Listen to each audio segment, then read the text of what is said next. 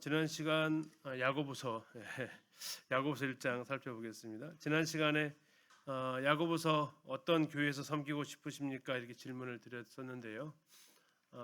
참 다양한 지역에 그들이 흩어져 있으면서 그들의 삶의 양식이 참 다양했고 그들 가운데서 이제 구원 얻었던 초기에 제대로 양육을 받지 어쩌면 못했기 때문에 그런 가운데서 흩어져야만 했던 그들의 상황이어서 우리도 그런 상황이 되면 이런 상황 가운데 얼마든지 처할 수 있음을 또 생각해야 되고 그러는 가운데 이제 구원받은 사람 특별히 이제 우리가 지난번에 18절에 1장 18절에 있는 대로 피조물 중에 첫 열매 진리의 말씀을 따라 거듭난 사람이 어떻게 살아야 하는지에 대해서 잠언의 형태로 야고보서 기록되어졌던 것을 같이 살펴보았습니다. 이제 그 부분들을 같이 한 절 한 절 살펴보면서 오늘날 우리에게 또한 어떠한 교훈이 필요한지를 같이 보도록 하겠습니다. 1장 1절입니다. 하나님과 주 예수 그리스도의 종 야고보는 흩어져 있는 12지파에게 문안하노라. 이 야고보가 주님의 육신의 동생 야고보라고 이렇게 같이 살펴보았습니다. 사도행전 15장에 나와 있는 예루살렘 교회의 장로로 섬겼던 그 야고보로 우리가 볼 수 있겠는데요. 예수님 돌아가시고 부활하기 전까지는 예수님을 믿지 않았던 그가 1장 1절에서 정말 놀라운 표현을 합니다. 하나님과 주 예수 그리스도의 종으로 자기를 소개하는데요. 첫 번째 놀랍다라는 건 하나님과 주 예수 그리스도를 동등하게 그가 부르고 있다라는 겁니다. 예수님의 육신의 동생이었기 때문에 가장 예수님의 육신적인 면으로 접근했던 야고보였지만 그분이 죽으시고 부활한 것을 직접 목격한 이후에 야고보의 입에서는 그는 하나님과 동등이신 분으로 고백을 하고 있다라는 겁니다. 하나님과 주 예수 그리스도의 종이다. 두 번째는 자기 자신을 가리켜서 종으로서 이렇게 표현하고 있다라는 겁니다.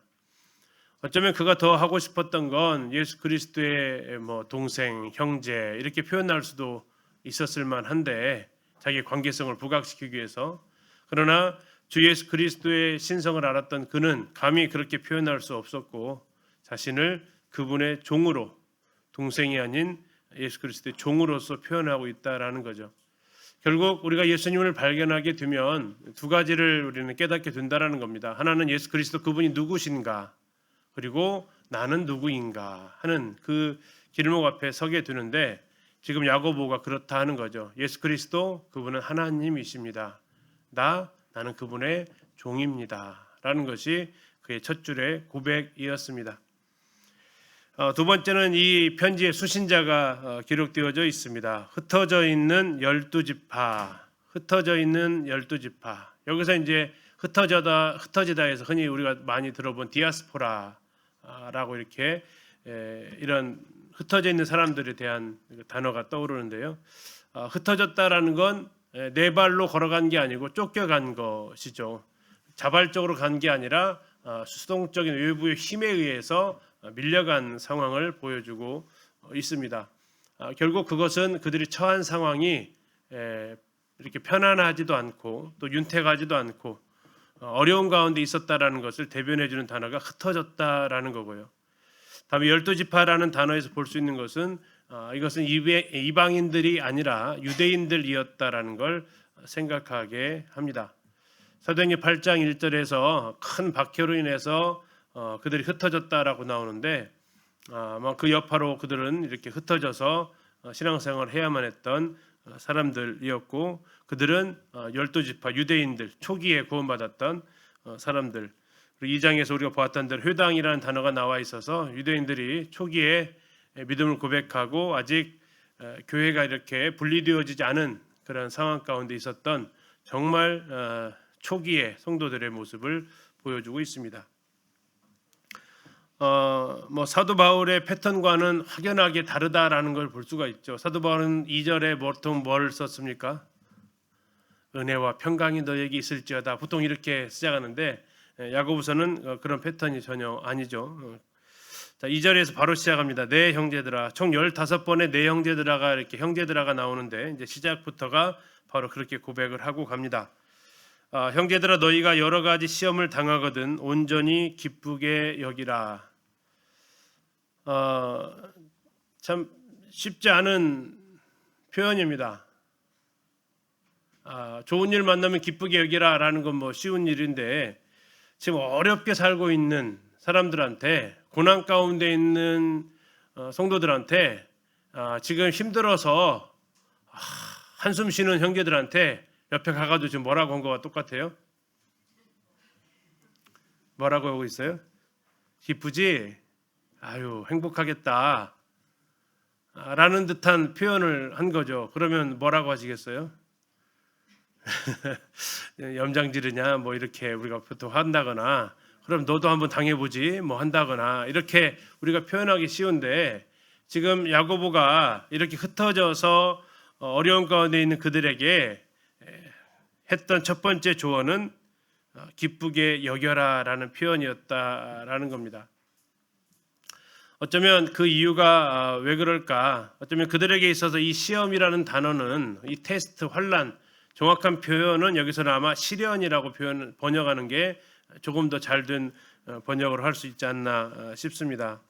너희가 여러 가지 시련을 당하거든 온전히 기쁘게 여겨라라는 겁니다. 자, 2절부터 시작되어지는 그 내용이 12절까지 이렇게 시험과 관련되어져서 나오는데요.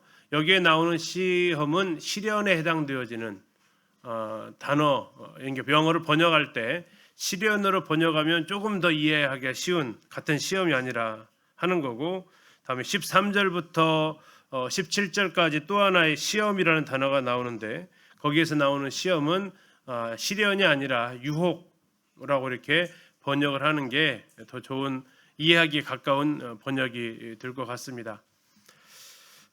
야고보가 첫 번째 말하는 것은요, 너희가 여러 가지 시험을 당하거든, 시련을 당하거든 이렇게 나와 있습니다. 당하거든, 이게 무슨 뜻입니까? 당하거든. 1번 당할 수도 있을 것이다. 2번 당하게 된다. 필수적이라는 걸까요? 선택적이라는 걸까요? 반드시 당할 거라라는 의미가 담겨져 있습니다. 너희가 여러 가지 시련을 당하게 될 거다라는 겁니다. 혹시 모르겠는데 혹시 당할 수도 있으니까 라고 대비해라라는 차원이 아니고요. 우리의 시험 가운데 신앙생활하는 가운데 이 시련은 당연히 찾아온다라는 말이 바로 이 시험을 만나거든 이라는 것입니다. 결코 우리는 신앙생활하는 가운데에서 이러한 시험에서 도망칠 수 있는 상황이 아니고, 사도 바울이 사도행 14장에서도 너희가 하나님의 나라에 들어가려면 많은 어려움을 겪게 될 것이다 라고 이야기하는 것과 동일한 맥락이 되겠습니다. 자, 그럴 때 우리가 이제 시험 앞에서의 우리의 태도를 이야기하고 있습니다. 시험 앞에서의 태도, 보통 우리는 시험을 당하면, 나한테 어떤 테스트가 오거나 시련이 당하면 우리에게 나타나는 기본적인 태도가 한 5가지 정도 있습니다. 첫 번째는 어떠한 태도로, 나한테 시련이 오면 첫 번째 어떤 태도로 우리 보통 보입니까? 어떻게 합니까? 하나는 불평을 보통 합니다. 왜 나만 이런 일이 당하지? 다른 성도들은 다 멀쩡한데 왜 나만 이렇게 어렵게 살아야 하지? 하는 그런 태도를 취하기가 일단은 쉽습니다. 마치 광야에서 이스라엘 백성들이 시험 앞에서 하나님을 원망했던 것과 같이 우리도 그 어려움 앞에서 이렇게 불평하게 되기 쉽습니다. 불평하면 그 다음에 나타나는 현상이 자기 연민에 빠집니다. 그러면서 누군가 나를 도와줄 사람 없나? 누가 나를 좀 불쌍히 여겨줄 사람 없나? 하는 그런 자기 연민, 그래서 자기 신세 한탄 이런 형태로 나가기도 쉽다라는 겁니다. 또 반대로 이 시험이 찾아왔을 때 우리가 겪게 될 수 있는 것 중에 하나는 자만입니다. 나 이 시험 능히 이길 수 있어. 이 정도쯤이야 하면서 우리가 이걸 이겨낼 수 있다라고 하는, 이게 이제 히브리서 12장에서 표현하고 있는 말씀인데요. 주의 징계하심을 경히 여기지 말라라는 표현을 하고 있는데, 주님께서 이렇게 나에게 어떤 어려움을 향할 때 뭐 그 정도야 뭐 하면서 이렇게 가벼이 여길 수 있는 그런 모습도 나타날 수 있고요. 또 같은 맥락에서 히브리 12장에서는 또 꾸지람을 받을 때 낙심하지 말라라고 나와 있는데 시련을 당할 때 우리가 또 이렇게 낙담할 수 있는 어려움 가운데 빠질 수도 있습니다. 그래서 불평하거나 자기 연민에 빠지거나 또는 자신감 가지거나 낙심하거나 이런 모습이 있는데 야고보서 기자는 야고보는 여기에서 그 네 가지가 아닌 제5의 방안 그건 뭐였습니까? 기쁘게 여기라라고 얘기하고 있습니다. 기쁘게 여겨라. 기쁘게 여긴다라는 것에 담겨져 있는 것은 기쁘지는 않다라는 겁니다. 그렇죠? 기쁘게 여긴다라는 것은 그냥 기쁘면 기쁜 거지 기쁘게 여겨라라는 것은 시련 자체가 기쁨을 주지는 않는다라는 것이 담겨져 있습니다. 누군들 고난이나 시련을 이렇게 막 즐기는 사람이 없겠죠. 시련이라는 것 자체가 힘들고 피하고 싶고 어렵다라는 겁니다. 그러면 어떻게 기뻐할 수 있느냐라는 겁니다. 어떻게 하면 그 시험을 받을 때 기뻐할 수 있느냐? 그게 이제 3절에 나와 있습니다. 이는 기뻐할 수 있는 이유를 얘기를 합니다. 왜 기뻐하라고 합니까? 너희 믿음의 시련이 인내를 만들어내는 줄 알기 때문이다. 자, 시련이 목적이 아니었다라는 겁니다. 하나님께서 우리에게 주시는 이 시련은 시련 자체가 목적이 아니었다라고요. 그 시련의 목적은 뭘 얘기하고 있습니까? 인내를 만들어내는 거였다라는 겁니다. 인내를 만들어내는 것. 근데 4절에 보니까 인내를 주시는 이유가 있다라는 겁니다. 결국 인내도 목적이 아니다라는 거죠. 4절은 뭐라고 얘기합니까? 인내를 온전히 이루라. 왜냐? 이는 너희로 온전하고 구비하여 조금도 부족함이 없게 하려 함이다. 로마서에서도 그런 표현이 있죠. 환난은 인내는 연단은 소망을 이룬다라고 표현하고 있는데 여기서도 결국 지금 야고보도 얘기하는 것은 시련은 인내는 조금도 부족함이 없게 해주는 이런 것까지 목적을 가지고 있다라는 겁니다. 결국 하나님께서 우리의 삶 속에서 우리가 배워야 할 부분들을 배우게 하심으로 인해서 하나님께서 주시는 것에 대해서 조금도 부족함이 없게 하기 위한 방법이 바로 인내인데 그 인내는 무엇을 통해서만 길러진다고요? 시련을 통해서 길러지기 때문에 시련을 우리에게 허락하신다라고 말씀하고 있습니다. 히브리서 12장 11절에는 이렇게 얘기합니다. 무릇 징계가 당시에는 즐거워 보이지 않고 슬퍼 보이나 후에 그로 말미암아 연단받은 자들은 단련받은 자들은 의와 평강의 열매를 맺느니라. 여기 이제 징계 자체가 뭐 꾸준한 책망 그런 것도 있지만 훈련의 의미도 같이 담겨져 있어서 여기서 우리에게 지금 말하고자 하는 것은 그것으로 인해서 훈련을 통해서 열매를 맺게 하신다라는 거죠. 여기 이제 믿음의 시련이라고 나와 있는데 시련이라는 단어는 금속을 달굴 때 금속을 불순물을 제거할 때 사용되어지는 단어가 바로 이 시련입니다. 결국 우리의 삶 속에서 이 시련을 통해서 우리가 더 단단해지고 견고해지기를 그래서 그것이 결국 인내로 표현되어져 있는데 이걸 통해서 하나님께서 우리에게 조금도 부족함이 없게 하나님께서 우리를 이렇게 하나님의 형상으로서의 모습으로 길러내기 위한 하나의 목적이다라는 거죠. 결국 하나님은 이러한 시련을 통해서 뭘 하려고 하느냐? 사람을 만들어내려고 한다라는 겁니다. 그 무슨 사람이에요? 그리스도의 형상을 닮은 우리의 모습을 만들어내고자 한다. 이게 이제 하나님의 계획이다라는 거죠. 그걸 생각하면서 기쁘게 여겨라. 마치 뭐라고 할까요? 우리 좀 쉽게 얘기하면 우리 청년들이 헬스장을 다니는 이유가 뭐예요? 좋아하는 것도 안 먹고 별로 몸에 이렇게 건강을 위해서 단백질을 먹고 하는 거 그러면서 계속해서 운동기구 하고 하는 거 뭘 만들려고 그래요? 몸짱 만들려고 하잖아요. 몸짱. 그리고 거울에 비친 자기의 모습 보면서 어떻게 해요? 기쁘게 여기잖아요. 그렇죠?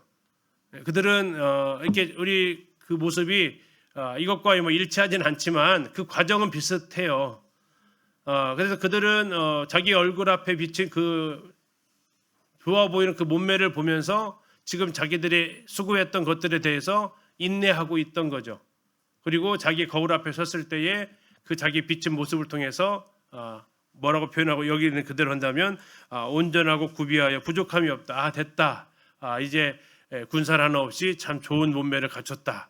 흔히 그들 마음대로 복권이 생겼다. 왕자가 생겼다 하면서 흡족해하는, 마치 주님께서 우리 삶 속에서 그런 군살을 덜어내는 작업이 뭐예요? 시련이었고 그 시련의 과정을 통해서 우리로 그리스도의 형상을 닮은 하나님께 영광을 돌릴 수 있는 그런 몸을 만들기 원하셨고, 하나님께서 거울에 비친 내 모습에 그들이 뿌듯해하는 것처럼 우리 몸속에, 우리의 마음 또 우리의 인격 속에서 단련되어진 그리스도의 모습을 통해서 하나님은 하나님의 자녀로서의 그 뿌듯함을 표현하고 있는 듯한 그런 부분이 여기서 4절까지 해서 볼 수 있겠습니다. 그거 생각하면서 결국 이 땅에서의 모든 시련 테스트는 수능을 보는 수험생이든 직장 시험을 위해서 준비하고 있는 취준생이든 그들은 계속해서 인내하고 훈련을 쌓고 있죠. 뭘 기대하면서? 합격이라는 그 열매를 기대하면서. 그래서 그들이 그러한 삶에 있어서 의미를 두고 살아가는 것처럼 우리 역시 마찬가지다라는 거죠. 그래서 우리 삶 속에서 그들이 뭐 시험이라는 관문을 통과하기 위해서 잠을 안 자고 또 의자에 오랜 시간 앉아 있고 하는 것처럼 우리의 삶에도 이런 일들이 기쁘게 여기면서 그날에 우리가 하나님 앞에 섰을 때 조금도 부족함이 없이 설 것을 기대하면서 하나님이 이렇게 하셨다라는 겁니다. 자, 5절부터는 이제 두 번째 부분인데 이제 지혜와 관련되어져 있는 부분입니다. 너희 중에 누구든지 지혜가 부족하거든 모든 사람의 후히 주시고 꾸짖지 아니하시는 하나님께 구하라. 그리하면 주시리라. 자, 이제 첫 번째 사람은 시련 앞에서의 성도의 모습이고 두 번째는 무슨 상황이냐면 이제 삶 속에서의 지혜가 부족한 부분입니다. 언제 내가 좀 지혜가 없구나라고 이렇게 느끼세요? 어떤 상황에서 지혜가 없다고 느끼죠?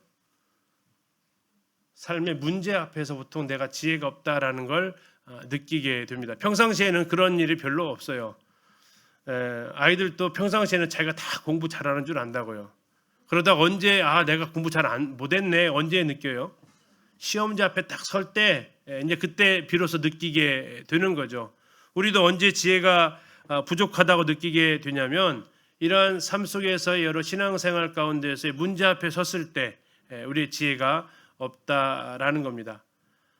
지혜가 없다라는 것은 내 생각으로는 이해가 안 된다라는 겁니다. 내 생각으로 이해가 안 돼요. 내 지혜 가지고는 이것을 이해할 수 없다라는 겁니다. 그러면 그 문제, 그 관점을 바라볼 때 이제 내 지혜를 버리라라는 의미입니다. 그러면 누구의 지혜가 필요하다라는 얘기입니까? 하나님의 지혜가 필요하다라는 겁니다. 그래서 하나님 앞에 구하라라는 거죠. 결국 이게 앞에 것과 연결이 되어지면 시련 앞에서 우리는 힘들어합니다. 왜? 이게 내 지혜로는 이 상황을 해석이 잘 안 돼요. 내 지혜 가지고는 어떻게 이것을 해결할지 문제를 풀어갈 수 있을지에 대해서 답이 안 나온다라는 거죠. 자, 그럴 때 이제 우리 하나님의 시각으로 이 문제를 바라봐야 되고 내 중심이 아닌 하나님 중심으로 이것을 바라볼 때 답을 얻어갈 수 있다라는 겁니다. 왜 그렇습니까? 6절 보면 오직 믿음으로 구하고 조금도 의심하지 말라. 의심하는 자는 마치 바람에 밀려 요동하는 바람 물결 같으니 이런 사람은 무엇이든 죽기 얻기를 생각하지 말라. 두 마음을 품어 모든 일에 정함이 없는 자다. 자, 하나님께 구하는 그 태도에 대해서 이야기를 하고 있습니다. 첫 번째, 하나님의 도우심을 받지 못하는 태도가 나와 있는데요. 첫 번째는 뭡니까? 의심입니다. 의심. 의심하면 아무것도 얻을 수 없다라는 겁니다.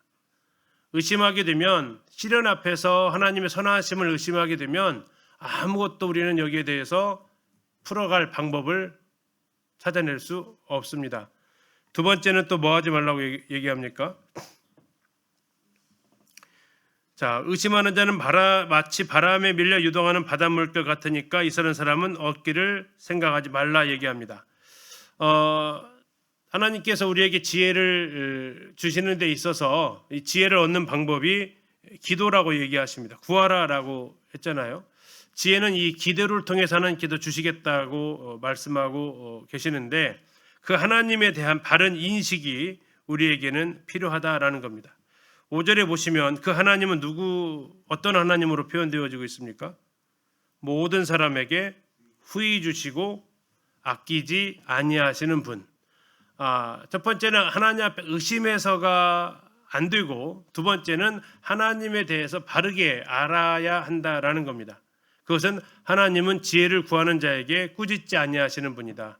꾸짖지 아니하실 뿐만 아니라 후하게 주시는 분이시다.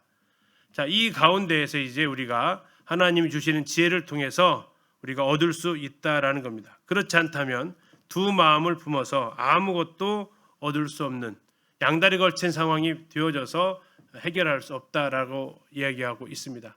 그래서 2절부터 8절까지 요약하게 되면 살아가면서 시험을 당합니다. 시련을 당합니다. 근데 그것을 우리가 기뻐해야 되는 이유는 이 시험이 끝난 이후에 온전해진 내 모습을 통해서 기뻐할 수 있다라는 거고요. 자, 그런 가운데 그러면 버티면 되냐? 아니, 하나님 앞에 지혜를 구하라고요. 내 지혜로는 이게 해석이 안 되니까. 자, 그럴 때 하나님에 대한 올바른 인식이 뭐예요? 하나님은 후히 주시는 분, 꾸짖지 않으시는 분. 더 나아가서 그분은 우리를 이 부분에서 해결해 주실 분. 그래서 우리가 믿음으로 구하면 거기에 맞게 답을 주실 수 있는 분. 이렇게 우리가 시련 앞에서 나아갈 길을 보여주고 계십니다. 자, 9절에서 11절은 약간 해석이 애매한 부분이 좀 있는 절입니다. 먼저 한번 보실게요. 9절부터 11절입니다. 낮은 형제는 자기의 높음을 자랑하고 부한 자는 자기의 낮아짐을 자랑할지니 이는 그가 풀의 꽃과 같이 지나감이라. 해가 돋고 뜨거운 바람이 불어 풀을 말리면 꽃이 떨어져 그 모양의 아름다움이 없어지나니 부한 자도 그 행하는 일에 이와 같이 쇠잔하리라. 이게 이제 해석이 바로 되십니까? 이 부분은 낮은 형제 9절에 10절에는 누가 나와요? 부한 형제. 자, 첫 번째는 앞에서 나와 있는 이 시련은 부한 자나 낮은 자나 다 찾아온다라는 겁니다. 하나님께서 허락하시는 이런 테스트, 이 시련의 문제, 고난의 문제는 비천하다고 해서 예외되거나 부자라고 해서 봐주거나 그러지 않는다라는 겁니다. 이 하나님께로부터 오는 이 시련은 그가 낮은 자이든 그가 부한 자이든 동일하게 하나님께로 온다라는 거죠. 비천한 자에게 찾아오는 시험, 어떤 시험일까요? 쉽게 해서 가난한 자들에게 찾아오는 시험 뭘까요? 어려운 사람, 상황이 안 좋은 사람한테 찾아오는 시험이요. 보통 이렇게 얘기하죠. 가난에서 벗어날 수 없다. 헤어나올 수 없다. 아무리 노력해도 상황이 바뀌지 않는다. 정말 발버둥 치는데도 그냥 하루하루 먹고 살기 쉽지 않다라는 게 이제 이 가난한 사람들의 어쩌면 가장 큰 시험이죠. 뭔가 좀 희망이 보이면 이겨낼 수 있을 것 같은데 도저히 볕이 보이지 않는 그런 것들이 어쩌면 이 비천한 자에게 찾아오는 시험의 한 모습입니다. 두 번째는요. 부한 자에게도 시험이 찾아옵니다. 부한 자는 어떤 시험이 찾아올까요? 뭐가 걱정일까요? 이 사람은요. 부한 사람한테 걱정이 없을 것 같아요? 있을 것 같아요? 많죠. 무슨 어떤 시험이 있을 것 같아요? 불안함입니다. 불안함. 그렇죠? 이 부함이라는 것 자체가 언제 날아갈지 모르는 그 불안함이 있어요. 또 누가복음 12장에 보면 부자의 그 운명이 나오죠.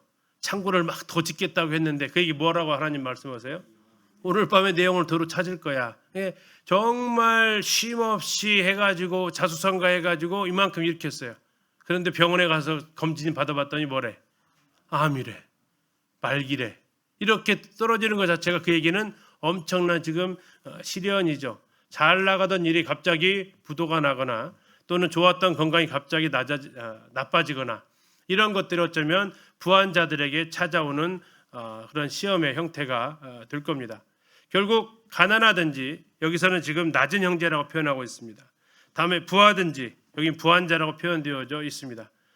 그들의 삶에 있어서 이 삶의 위기와 고난, 이 시련이라는 이것은 피할 수 없는 현실이다라는 겁니다. 자, 그러면 이럴 때 어떻게 해야 되냐라는 겁니다.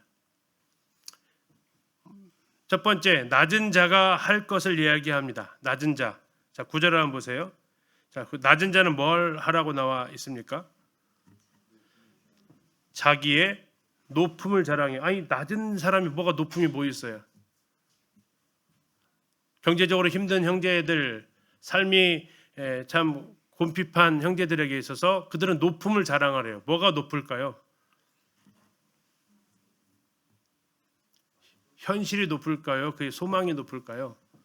소망이 높다라는 겁니다. 그는 지금 이 세상에서 살아갈 때 그는 비록 낮은 형제로 살아갑니다. 낮은 모습으로 살아갑니다. 가난한 모습으로 살아가요.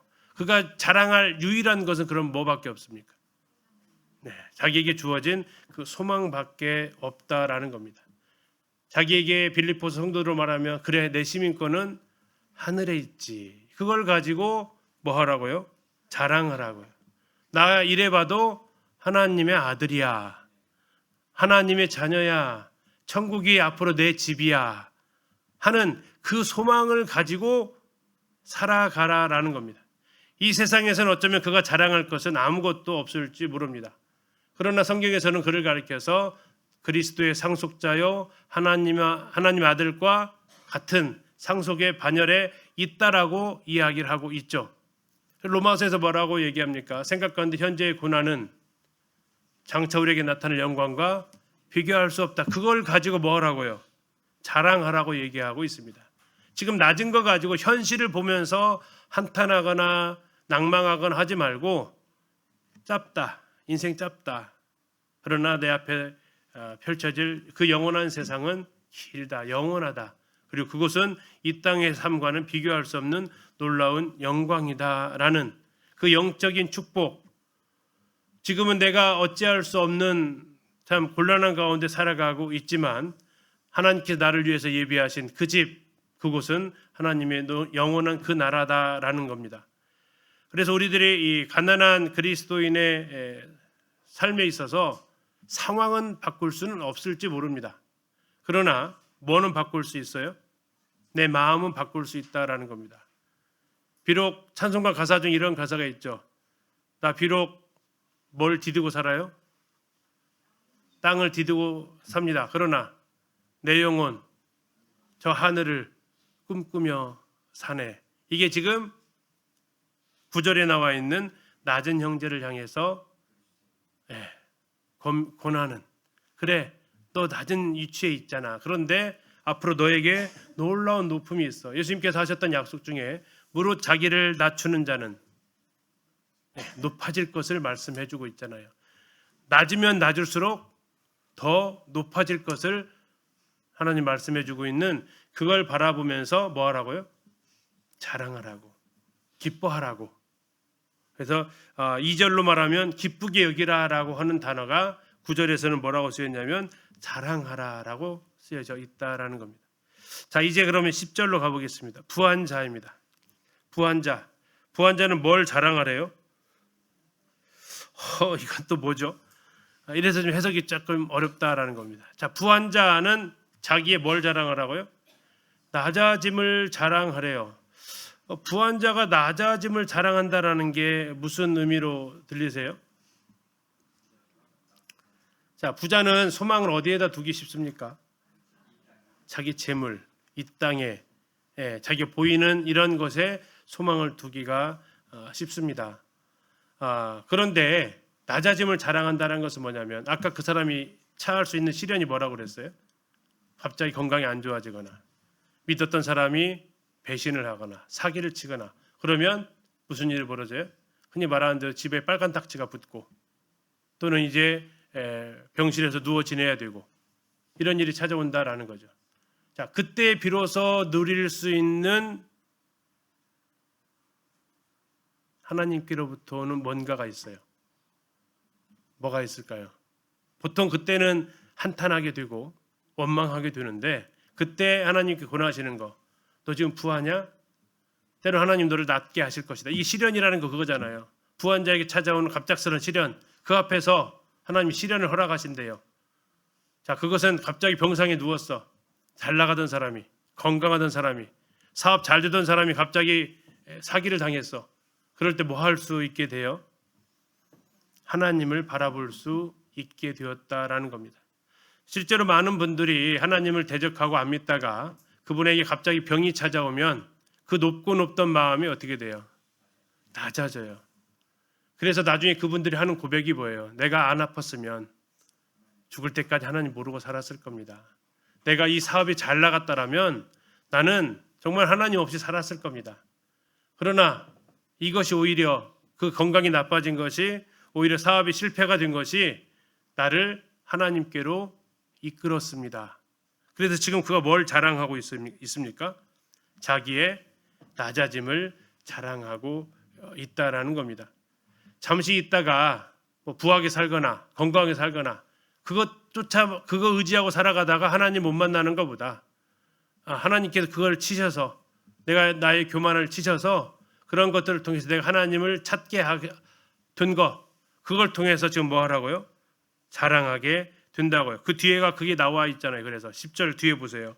뭐라고 나왔어요? 이는 그가 풀의 꽃과 같이 지나가기 때문에, 풀의 꽃과 같이 지나가는 것 때문에 하나님을 등지고 살았을 수 있었지만, 오히려 나에게 찾아온 그러한 시련이 나로 뭐하게 만들었어요? 낮아지게 했고, 나로 낮아지게 했던 그 사건들을 통해서 이제는 뭐 어떻게 짧게 지나가는 것이 아니라 영원히 있을 하나님의 소망 가운데 살게 하셨다라는 겁니다. 그래서 11절은 더 덧붙여서 이렇게 얘기하죠. 해가 돋고 뜨거운 바람이 불어 풀을 말리면 꽃이 떨어져 그 모양의 아름다움이 없어지나니 부한 자도 그 행하는 일에 이와 같이 쇠잔하리라. 근데 이것을 지금 뭐 하라고 했냐면 이걸 자랑하라고. 왜 자랑하게 됐다고요? 나 하나님 만나게 됐다고. 나 하나님 찾게 됐다고. 예. 그래서 하나님 없는 부함보다 하나님 계신 가난함이 그에게는 복이 되었다라고 자랑할 수 있다라는 거. 자, 이게 9절부터 11절까지 다시 요약하면 그렇습니다. 이 시련은 가난하든 부하든 예외 없이 찾아온다. 가난한 자, 정말 열심히 살면 나아질 줄 알고 살았지만 그에게 계속 띄어지는 이 가난, 이 어려움, 그때 하나님은 그를 시선을 하늘을 향하게 하셔서 네가 높아질 곳은 이곳이 아니라 그 나라야 하면서 즐거워해. 땅을 보면 한숨 쉬지만 하늘을 바라보면서 웃을 수 있는, 그게 바로 가난한 자에게 찾아오는, 낮은 형제에게 찾아오는 시련, 거기에 대하는 자세고, 부한 자들 정말 세상 부러울 것 없이 살고 다 모든 게 내가 원하면 다 할 줄 알았던 그에게 갑작스런 12절의 표현대로 뜨거운 바람이 불어오고 해가 돋아서 다 말라버리고 그가 자랑하던 것들이 다 떠나버렸던 그 순간에 그가 어떻게 할 수 있다고요? 하나님 앞에 나아올 수 있었다고. 그래서 내가 이제 하나님을 자랑할 수 있었다고 하면서 그가 부자가 자르기에 이러한 찾아오는 어려움 앞에서 하나님을 자랑할 수 있는. 그래서 다시 말씀드리지만 2절에 나와 있는 기쁘게 여기라라는 단어가 9절과 10절에서는 이제 자랑하게 되는, 이래서 기뻐할 수 있구나 하고 고백할 수 있는 부분이 말하고 있습니다. 자, 이제 9절에 11절 해석이 되셨죠? 자, 이제 12절부터 16절까지 나와 있는 건데요. 시련과 유혹을 대비하면서 12절이 시련을 이제 마무리 짓습니다.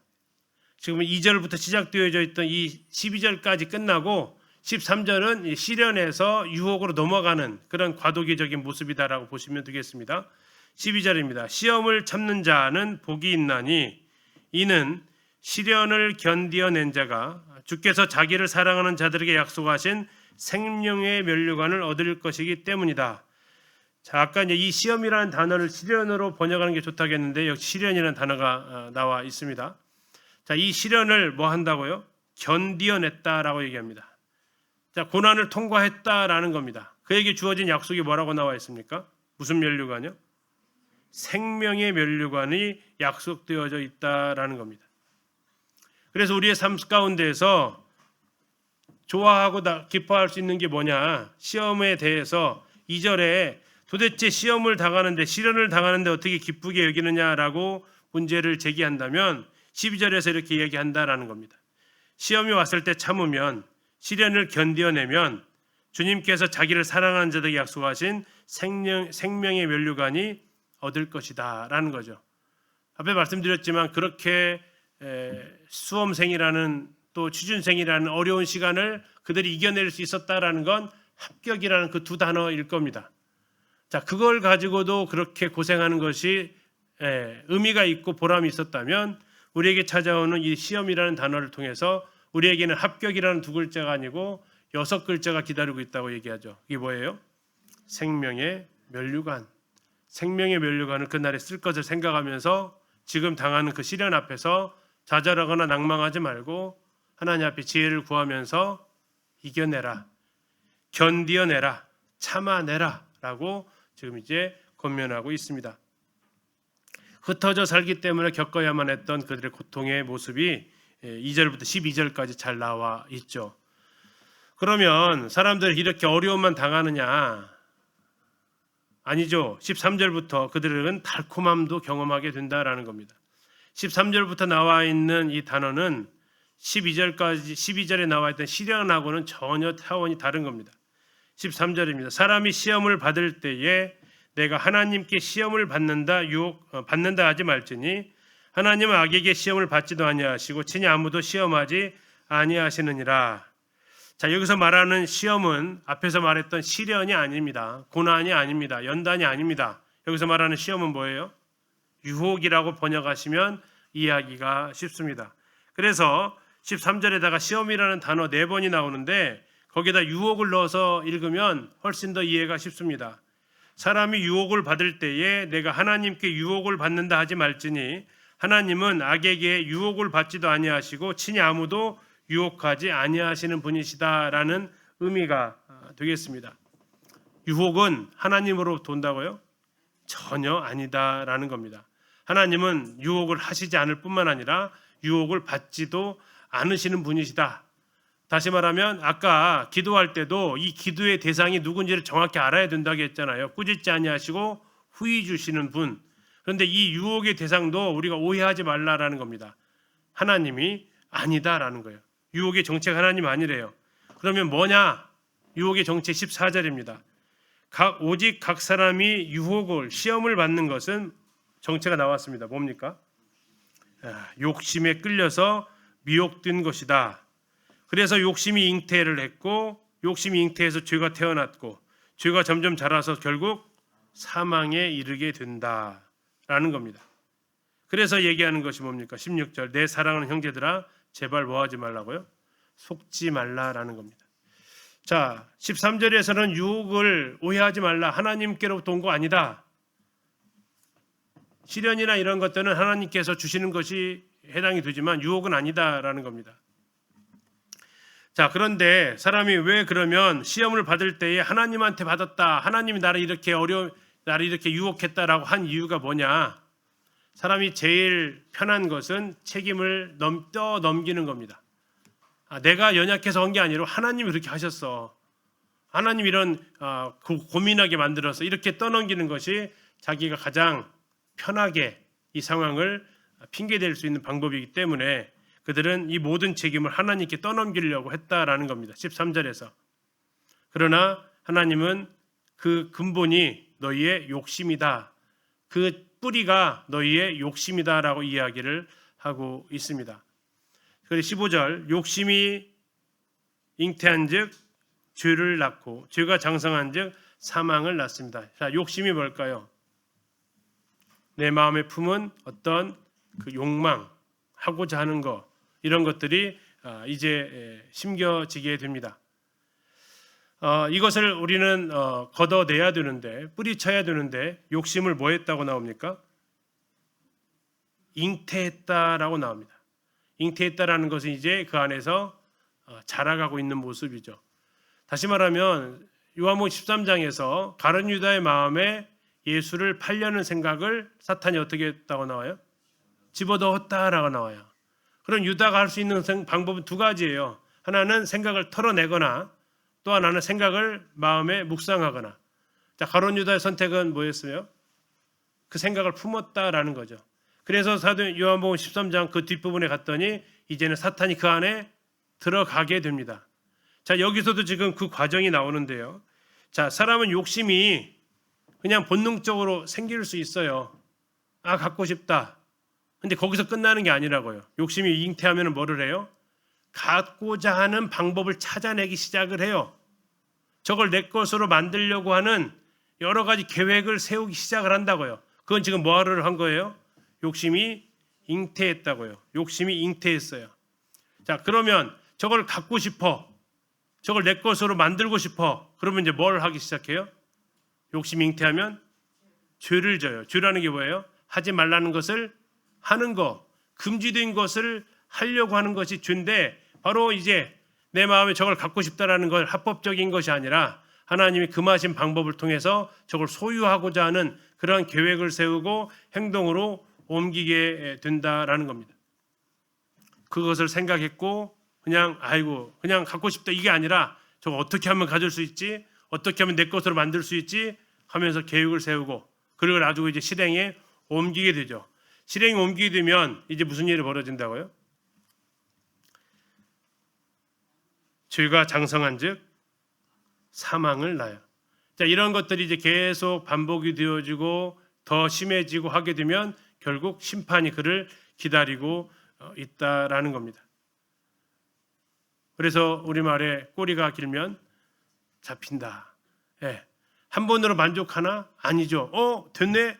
그러면 다음에 비슷한 상황이 오면 또 이게 계속 죄가 장성해서 어느덧 이게 암세포처럼 커져서 더 이상 이제는 암을 다스릴 수 있는 게 아니라 암이 그를 다스리게 되는 이런 가운데까지 나아갈 수 있는 이런 모습을 보게 된다. 이게 욕심이 잉태한 즉 죄를 낳고 죄가 장성해서 사망을 낳는, 그냥 지나가는 것이 아니라 내가 그것을 내 안으로 가져와서 이루고 싶고 갖고 싶고 하는 것으로 되어졌을 때 나타나는 그런 과정이 바로 15절에 나와 있고요. 그래서 16절에 말하는 것은 뭡니까?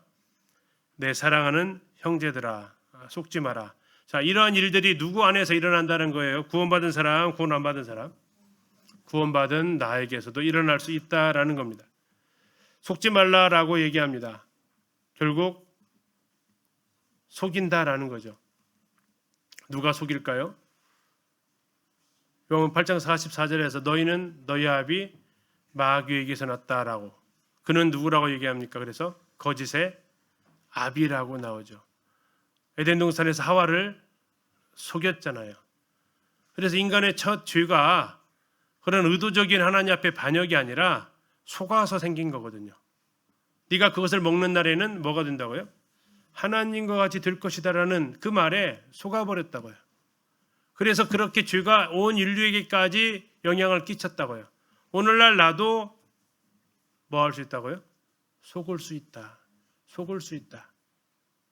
이거 하나님께서 주신 기회야. 이렇게 생각할 수 있어요. 그런데 그걸 가지고 그대로 했더니 오히려 안 좋아졌어. 나중에 원망하는 거죠. 왜 하나님이 나한테 그런 기회를 주셔가지고. 아니다라는 겁니다. 하나님 주신 기회 아니다. 그건 네 욕심이 그걸 선택해서 나아간 거다. 그 욕심뿐만 아니라 그것을 너는 계속 마음에 품었고 그걸 실행하려고 계획했고 실행으로 옮겼고 한 번으로 끝나지 않고 반복적으로 추구하다 보니 결국 여기까지 왔다. 사랑하는 형제들아, 제발 그 사탄의 속삭임에 그 달콤함에 속지 말아라 라는 것이 16절까지의 그 권면이 되겠습니다. 자, 때로는 어려움이 지금 이 사람 되게 어렵잖아요. 이 사람 찾아온 어려움은요, 고난으로 찾아온 어려움이 아니에요. 뭘로 인한 어려움이 찾아왔어요? 자기의 욕심으로 인해서 결과적으로 찾아온 어려움이에요. 이게 나타난 것은 똑같은 어려움이겠지만 과정은 완전히 달랐어요. 한쪽은 시련 가운데서 어려움 가운데서 고난 가운데서 온 어려움이지만 이 사람은 유혹을 쫓아가다가 어려움을 당했다라는 거죠. 결과만 보면 똑같은 안타까움이 있다 하더라도 그러나 그 과정을 살펴보면 전혀 다른 측면의 그 두 모습을 볼 수 있기도 합니다. 자, 이제 17절과 18절을 보시면 온갖 좋은 은사와 온전한 선물이 다 위로부터 빛들의 아버지께로부터 내려온다. 자, 아까 13절과는 많이 다르죠. 13절에서는 그 사람들이 뭐라고 생각했다고요? 시험이 하나님께로부터 온다라고 얘기했다고요. 시험이 하나님께로부터 온다. 그런데 지금 17절에서 말하고 있는 건 하나님께서는 뭘 주신다고요? 온갖 좋은 은사와 온전한 선물을 주시는 분이시다. 유혹해가지고 떠봐가지고 이렇게 하시는 분이 아니다라는 겁니다.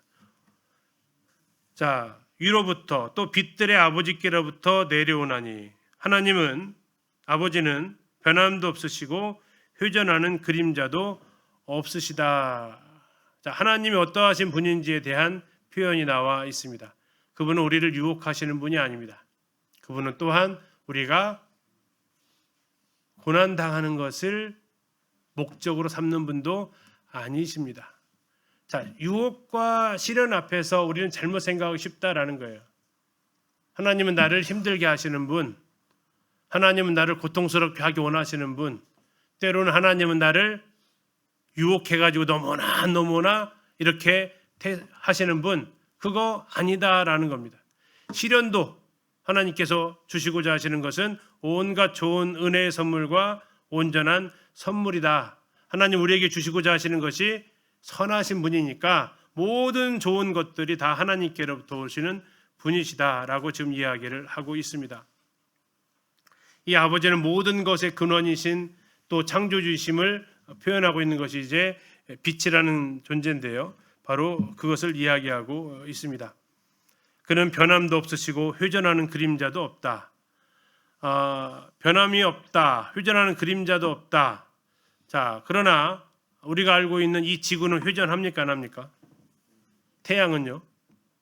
해, 달, 별들 다 회전을 합니다. 그거 다 누가 만드셨어요? 하나님이 창조하신 거예요. 자, 다시 말하면 비교를 하는데요. 빛들의 아버지라고 했잖아요. 빛들의 아버지. 이 빛들이 뭐예요, 그러면? 우리가 다 회전하는 이런 것들입니다. 하나님이 창조하신 것들이에요. 자, 이런 것들은 다 회전하지만 자전하고 공전하고 있지만 하나님은 그러한 변함이 없으신 분이시다. 그래서 18절 그가 하나님께서 그 피조물 중에 우리로 한 첫 열매가 되게 하시려고 자기의 뜻을 따라 진리의 말씀으로 우리를 낳으셨다. 자, 여기 두 가지가 나오는데요. 목적은 우리로 한 첫 열매가 되게 하시려는 겁니다. 자, 첫 번째, 자기의 뜻을 따라 우리를 낳으셨다라고 얘기합니다. 자, 우리가 거듭난 것이 우리의 의지입니까? 하나님의 의지입니까? 하나님의 의지라고 이야기를 하고 있습니다. 하나님은 우리를 구원하시는 것이 하나님의 의지였다라는 겁니다. 하나님의 뜻이었다라고 지금 표현하고 계시는 장면이 자기의 뜻을 따라서 우리를 낳으셨다라고 표현하고 있습니다. 하나님께서는 자신의 자유의지에 따라서 우리를 구원하시기로 뜻을 결정하셨다라는 겁니다. 자, 어떻게 무엇으로? 방법은 뭐예요? 무엇으로? 진리의 말씀으로. 우리가 거듭난 것은 하나님의 말씀으로 된다라는, 하나님의 말씀이 17절에 이런 빛들을 창조하셨습니다. 그렇죠. 창세기 1장에서 하나님의 말씀으로 천지를 창조하셨는데 그 하나님의 말씀으로 누가 태어났다고요? 우리가 태어났다라는 겁니다. 말씀으로 하나님은 온 우주를 창조하셨다면 그 말씀으로 하나님은 우리를 구원하셨다라는 겁니다.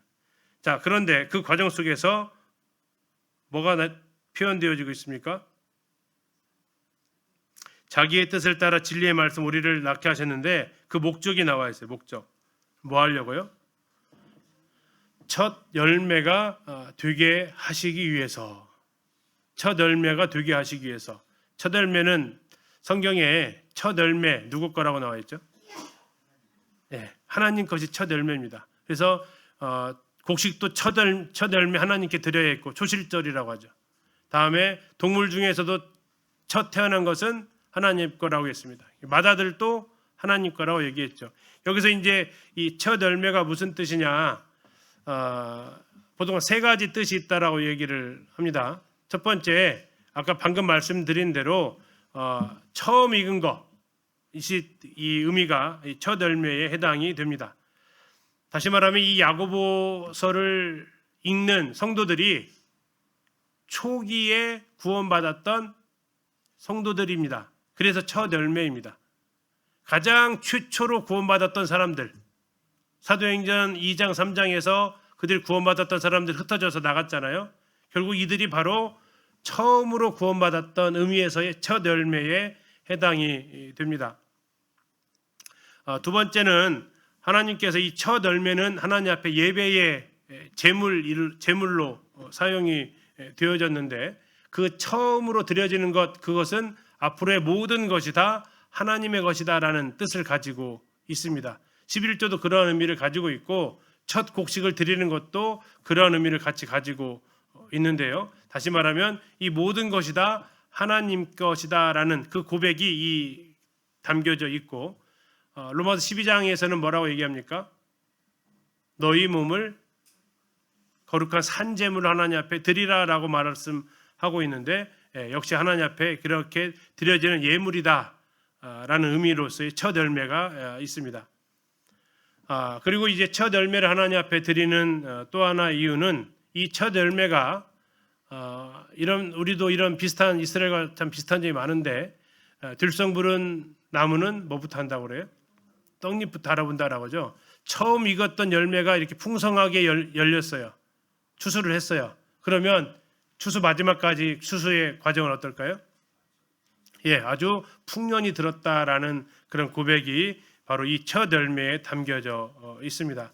결국 이 18절을 통해서 하나님께서 말씀하고자 하시는 것은 이제 구원받은 사람이 어떻게 살아가는가에 대한 그 출발점인데요. 너희는 누구다라고 얘기하고 있냐면 너희는 첫 열매다라고 이야기를 하고 있습니다. 어디에서요?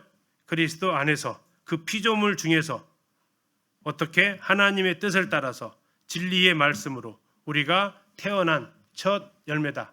그러면 이게 야고보서를 읽는 유대인들만 해당되느냐? 아까 말씀드렸던 대로 첫 열매는 나머지 열매도 다 하나님 거라는 고백이라면 첫 열매가 이렇게 하나님 앞에 순종적이고 풍성했다면 마지막도 풍년이 될 것을 의미를 담고 있다면 야고보서를 읽는 성도들이 곧 우리에게까지 적용되어진다라는 의미가 됩니다. 그래서 여기 18절에 나와 있는 것은 우리에게도 적용할 수 있다라는 거예요. 다시요. 18절 보시면 그가 하나님이 그 피조물 중에서 우리로 한 첫 열매가 되게 하시려고 했다.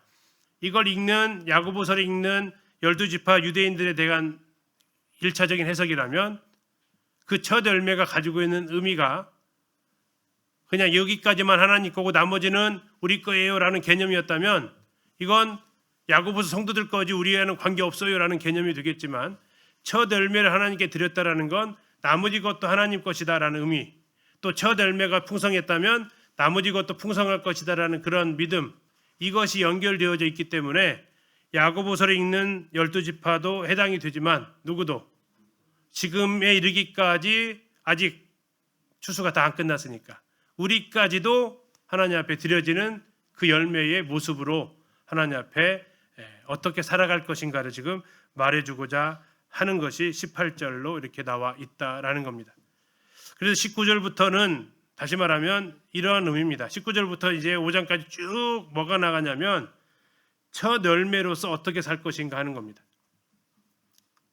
그리스도 안에서 하나님의 피조물로 태어난 하나님의 말씀으로 거듭난 하나님의 뜻을 따라 거듭난 열매로서의 우리가 어떻게 살아갈 것인가, 이것이 19절부터 계속 나오기 시작을 합니다.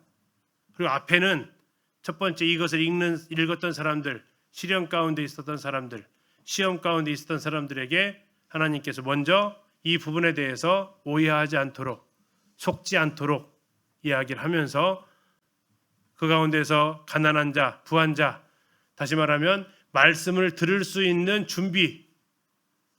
왜요? 내 삶이 어려우면 말씀도 안 들어오니까, 내가 고달프면 한숨 쉬기 시작하고 정말 답답해 오면 아무리 좋은 말도 안 들어오니까 2절부터 16절까지는 먼저 이 문제를 조금 바꿔리 좀 해놓고, 너무 힘든데요, 그 하나님 자랑해. 아유, 하나님 막 나 지금 유혹에 빠져놓고, 아니 그 하나님 하신 거 아니야 하면서 이거 정리 좀 해놓고, 너희들의 정체성은 첫 열매다. 그 첫 열매가 어떻게 살아가느냐, 이제 19절부터 본격적으로 설명을 하고 계십니다. 자, 그럼 10분 쉬었다가 2교시 19절부터 같이 보도록 하겠습니다.